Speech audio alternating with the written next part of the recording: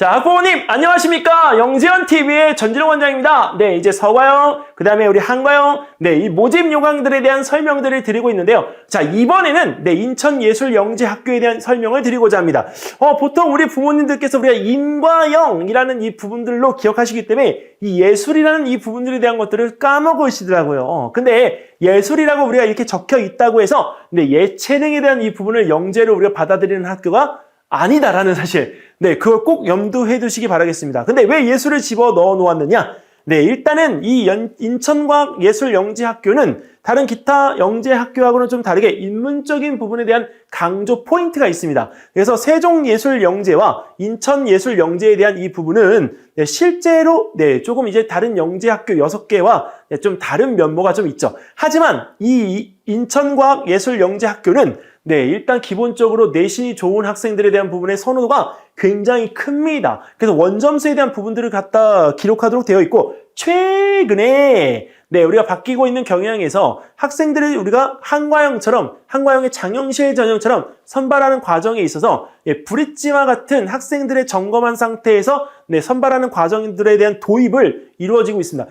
이 도입이 이루어지고 있다라고 하는 부분은 경기과형도 마찬가지인데요. 그런 부분에서 우리가 보게끔 되어지면 영재학교가 학생들에 대한 선발 방식이 조금씩은 좀 변화가 있구나라고 하는 것을 우리 부모님들께서 네, 좀 이제 체감을 좀 하셔야 됩니다. 내 아이가 거기에 있는 부분에 대한 해당 사항이 없어서요 라고 하시면 뭐 말할 거는 없지만 근데 기본적으로 영재학교가 왜 이렇게 변하고 있는지에 대한 부분들을 어머님들께서 조금 알아두셔야 될 필요성이 있지 않을까요? 제 생각에는요, 영재학교가 이제 그냥 기본적인 공부 잘하는 그 학생들의 모습에서 고등학교에 좀 비유를 하면 수시와 정시로 나뉘어져서 선발하려고 하는 경향들이 굉장히 라고 하는 것을 좀 부모님께서 아시는 게 좀 좋지 않을까. 근데 고등학교 입시에서도 수시와 정시가 있어요? 이렇게 하지만 실제 먼저 선발하는 과정들에 대한 부분들은 일단 학습적인 부분에 대한 평가가 안 이루어집니다. 네, 그렇기 때문에 학생에 대한 이 선발 과정에서 학습적으로 이루어지는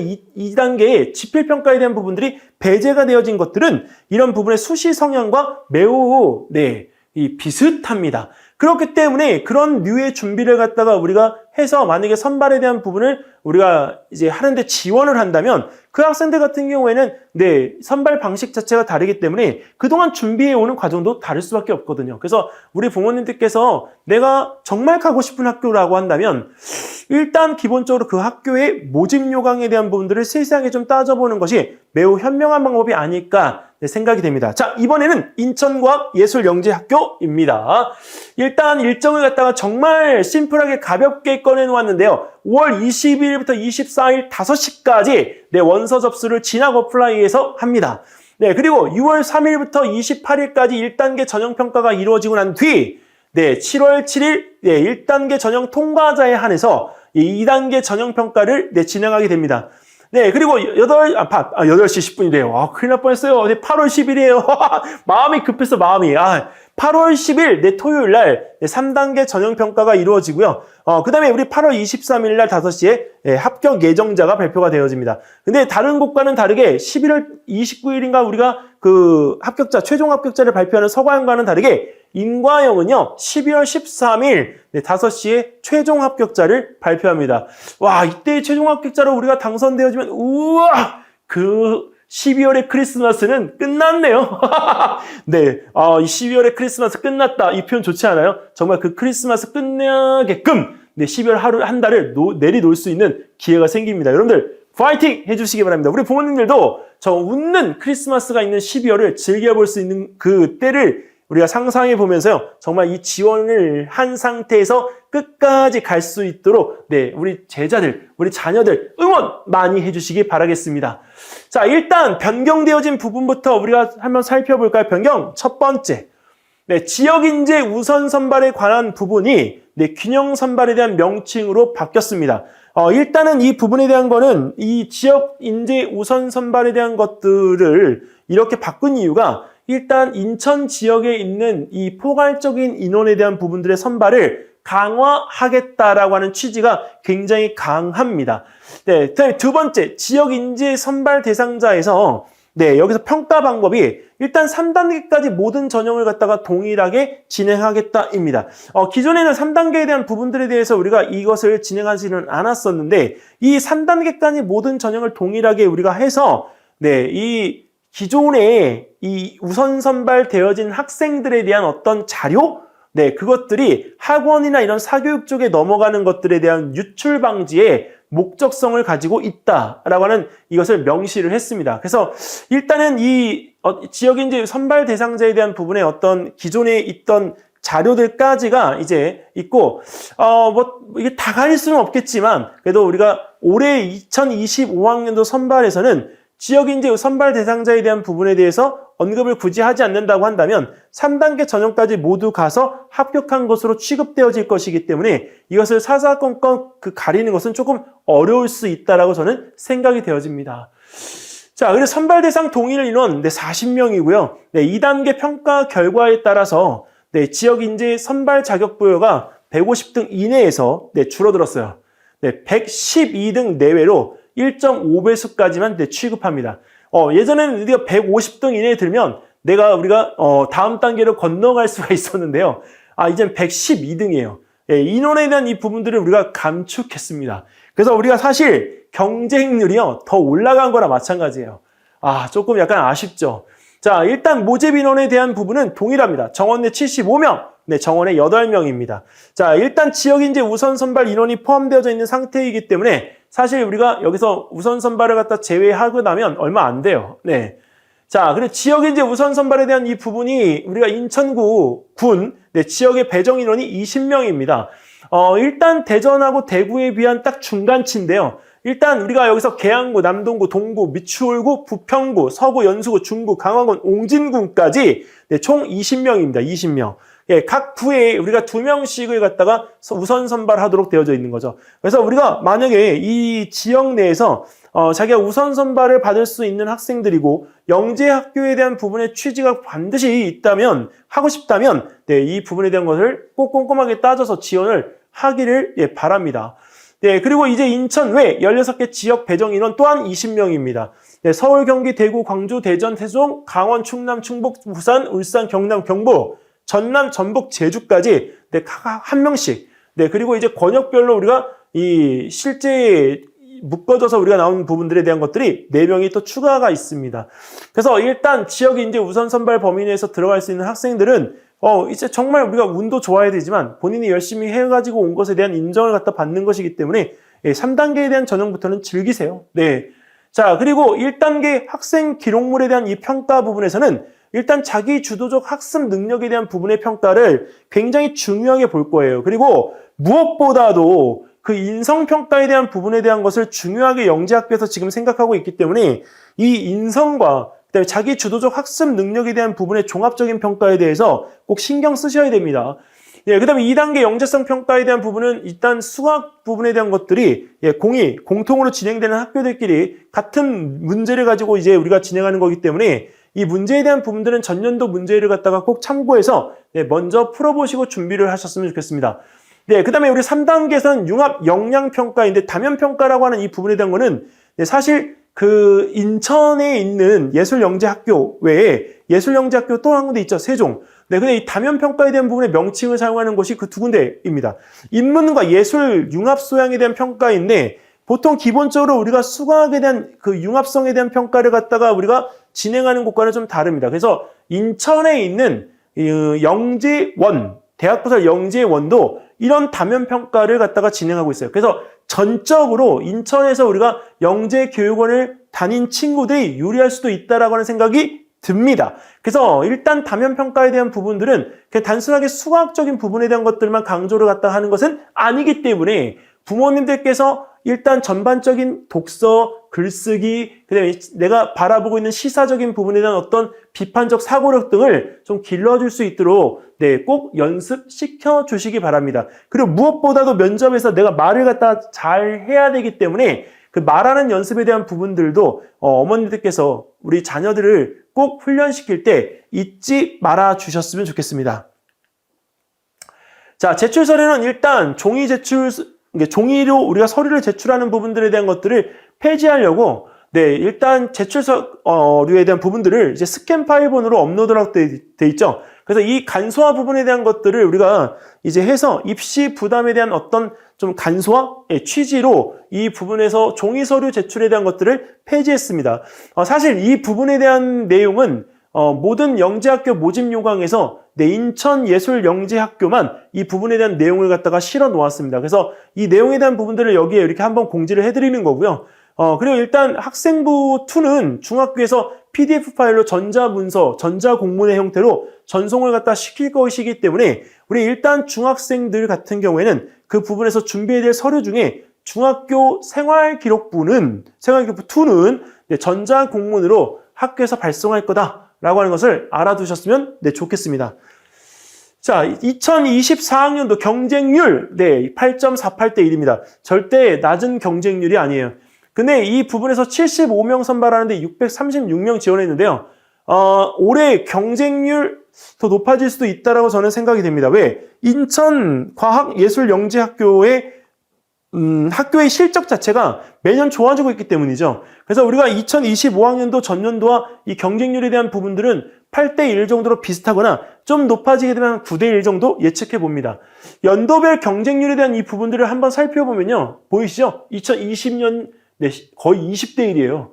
그렇기 때문에 절대 인천과학예술영재학교가 경쟁률이 낮은 학교라는 인식을 안 하셨으면 좋겠습니다. 충분히 몰릴 수가 있는 여지가 있고 서울하고 가까운 근교이기 때문에 우리 부모님들께서 선택하실 때 내신 성적이 좋으면 인천과학예술영재학교에 대한 선택권이 훨씬 더 넓어질 거라는 거죠. 자, 그래서 21년 17대 1입니다. 자, 우리가 2022학년도에는 7대 1까지 떨어졌는데 23학년도에 6대 1까지로 떨어지죠. 점점 낮아지긴 했지만 24학년도에 아까 얼마? 8.48대 1. 그렇기 때문에 인천예술영재학교, 과학예술영재학교의 지원 경쟁률은 올해 다시 상승폭으로 돌아가지 않을까 이렇게 예측을 해봅니다.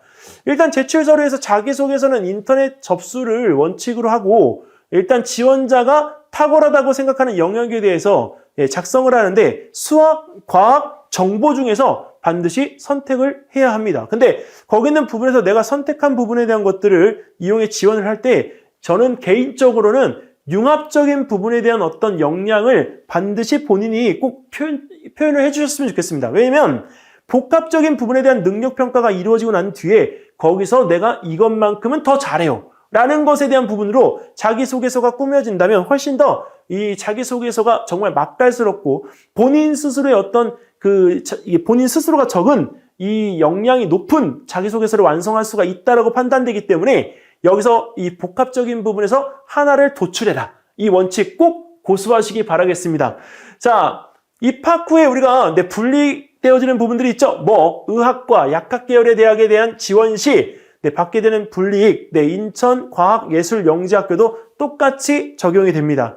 일단 지원식 불이익에 대한 이 부분이 얘는 일단 여기서 이 전체적인 내용이 모든 영재학교에서 제시하고 있는 내용과 똑같은데요. 간단하게 우리가 이야기해보면 생활기록부 2에 제공하는 상급 학교 입학 전형에 필요한 학교생활기록부 출력 시 영재학교 교육과정이 기재된 영재학교 학교의 생활기록부를 제공하지 않는다. 즉 영재성 발달기록부와 같은 영재성 생활기록부에 대한 부분을 제공하지 않겠다라고 하는 겁니다. 사실 이 영재학교들은 생활기록부에 대한 이 부분들이 없는 거나 마찬가지예요. 그렇기 때문에 영재성 생활기록부에 대한 이 부분에 제공을 못 받으면 대학에 생활기록부 제공할 게 마땅히 없습니다. 자, 그래서 그런 부분에 대한 것들에 대한 걸로 일단은 그 대학 입시에서 불이익을 갖다 받을 수 있다라고 하는 것이기 때문에 여러분들이 이런 불이익에 대한 부분들은 사전 공지되어진 것들을 잘 숙지해서 지원하셨으면 좋겠습니다. 자, 그리고 이제 교육비나 장학금에 대한 환수에 대한 부분들이 이제 있죠. 그래서 이 지급되어진 장학금을 갖다가 그런 이제 의학 계열에 만약에 진학을 갖다 하게 되어졌을 때는 철저하게 환수 받겠다라고 하는 내용입니다. 인천과학예술영재학교의 그 영재성 검사 문제 유형에 대한 부분을 이게 분석해서 내놓은 자료들이 있습니다. 중학교 교육과정 내에서 출제를 원칙으로 하고 3학년 2학기까지입니다. 근데 수학 영역 같은 경우에는 이런 부분에서 우리가 함수 그래프에 대한 부분들의 문제가 나왔는데 사실 여기서 딱 이 외부 전문 평가단의 논평에 대한 부분들이 있어서 사실 이 내용적인 부분을 한번 보셨으면 해서 이렇게 꺼내 놓았습니다. 근데 여기 보시면 정사각형을 배치하는 방법이 다양한 창의성을 요구하고 학생들의 유연한 사고방식을 측정하기에 매우 좋은 문제이다. 이렇게 표현되어져 있습니다. 그러니까 다뤄보지 않거나 이런 부분에 생각을 할 수가 없는 친구들 같은 경우에는 내용적인 부분에 대한 것들의 언급이 어렵다라고 할 수가 있는 거죠. 그리고 여기서 타일을 배치하는 다양한 아이디어가 있어야 되고 창의성을 요구할 뿐만 아니라 실제로 배치되어지는 정사각형의 개수까지 논리적으로 우리가 구해야 되는데 그런 부분에 대한 어떤 분석력까지 갖춰야 풀 수 있는 문제다. 근데 중학교 교육과정 내에서입니다. 그러니까 문제에 대한 다양한 경험과 이런 문제류를 갖다 다뤄보지 않은 친구들이라고 한다면 사실 할 수가 없기 때문에 이 부분에서 문제에 대한 것들에 접근을 할 수 있는 교과 심화적인 부분에 대한 것을 반드시 익혀라. 꼭입니다. 과학 같은 경우에도 똑같이 중학교 교육과정 내 출제 원칙인데 사실 이 부분에 대한 것들의 준비를 갖다 하는 단계에서는 저는 개인적으로 하이탑에 있는 최상위 도전 문제까지 서술형 문제와 함께 꼭 풀어볼 것을 저는 권해드립니다. 왜 그러냐면 이 창의력에 관계되어진 문제류에 우리가 어떤 비교군이 천차만별이에요, 과학은. 근데 그런 부분에 있어서 이런 어려운 문제만을 갖다 접근한다고 해서 되는 것은 아니거든요. 그래서 일단 어떤 문제 해결 절차에 대한 부분들에 대한 것들을 해본 경험치를 갖다 평가하는 문제들이 나오기 때문에 본인 스스로가 이 문제를 보는 관점, 그리고 해결하는 부분의 어떤 방향을 지정하는 능력, 분석력에 대한 부분들을 여기서 한꺼번에 보는 것이기 때문에 과학은 숨고르기 하듯이 차근차근히 문제를 하나씩 캐치해가면서 메모를 꼭 해나가면서 그 문제를 푸시면 쉽게 접근할 수 있는 문제들입니다. 오히려 수학보다 과학이 더 쉬운 것 같아요. 네. 자, 그리고 학교 생활 확인 자료에 대한 부분들에서는 이 현재 3학년 지원자 같은 경우에는 3학년 기재 부분을 갖다 빼놓고요. 민정 지각, 민정 조퇴, 민정 결과, 민정 결석에 대한 이 부분들이 있고 실질적으로 교과목에 대한 이 부분에서 원점수가 다 기록이 되어지도록 되어 있어서 인천예술영재학교, 과학예술영재학교는 이 내신 성적에 대한 부분에 우선시 된다라고 하는 것이 바로 이 원취지입니다. 그래서 일단은 내신 성적에 대한 부분에서 우리가 원칙적으로 평균 97이라고 하는 부분에 대한 것들이 도달하지 못하면 죄송하지만 지원을 할 때 한 번쯤은 내가 지원을 하는 게 맞나? 이 고민을 꼭 해주셨으면 하는 학교입니다. 자, 자기소개서 같은 경우에도 우리가 융합적인 연구 역량, 거봐요, 아까 내가 그랬잖아요. 자기소개서 적을 때 수학과 과학과 정보에 대한 부분의 복합적인 것 중에 모두 하드에 돌출되어질 수 있는 어느 하나를 딱 거기서 보여주라고. 그래서 이 돌출되어진 역량을 갖다가 보여줄 수 있는 구체적인 사례를 들고 그 과정을 통해서 배우고 느낀 점에 대한 부분을 쓰시오. 내가 그걸 해보지 않으면요, 이걸 내 언어로 쓸 수가 없어요. 그래서 탐구에 관계되어진 부분을 갖다가 한 것을 본인 스스로가 했던 과정에 대한 걸 전체적으로 내용을 적어보시고요. 자기소개서 500자 쓰라고 얘기했지만 1500자 적으세요. 1500자 적어서 그 부분에 대한 것들을 압축 정리하세요. 아시겠죠? 자, 그 다음에 지원자의 수, 과학, 정보 영역에서 영재성을 발휘했다고 생각하는 경험, 노력들에 대한 구체적인 사례를 들고 그 과정을 통해 배우고 느낀 점을 쓰시는데 아니 앞에서도 배우고 느낀 점이에요. 근데 이 부분에서 우리가 연구 역량이고 여기는 영재성을 발휘했다라고 하는 부분이에요. 그러면 우리가 탐구 보고서가 만약에 한 개인 경우에는 그 탐구 보고서에서 내가 창의적인 부분에 대한 것들은 앞쪽에 1번에다 적어주시고요. 여기에서는 그 영재성을 발휘했다라고 하는 부분에 있어서 과정 전체에 대한 부분에 대한 설계나 그 과정을 갖다가 내가 여기에 적용하기 위해서 이 탐구의 독창적인 부분에 대한 것들을 내가 이렇게 해나갔던 것들을 영재성 평가로 놓고 보시면 되겠습니다. 그래서 이 과정에 대해서 우리가 보고 느낀 점에 대한 부분들을 써나가면 더 좋을 것 같아요. 자, 일단 인천과학예술영재학교 지원 전에 다시 한번 체크해 주세요. 자기소개서의 탐구 내용 적었나요? 자, 그 다음에 우편서류 접수일 알고 있나요? 추천서 쓸 선생님은 그 다음에 결제하셨습니까? 결제 매우 중요합니다. 결제한 뒤로부터 우리가 열리는 부분들이 있기 때문에 결제 꼭 하셔야 됩니다. 내신 성적 안 되는데 지원하는 거 아닌가요? 그리고 지원 학교는 2군데가 아닙니다. 딱 1군데 지원입니다.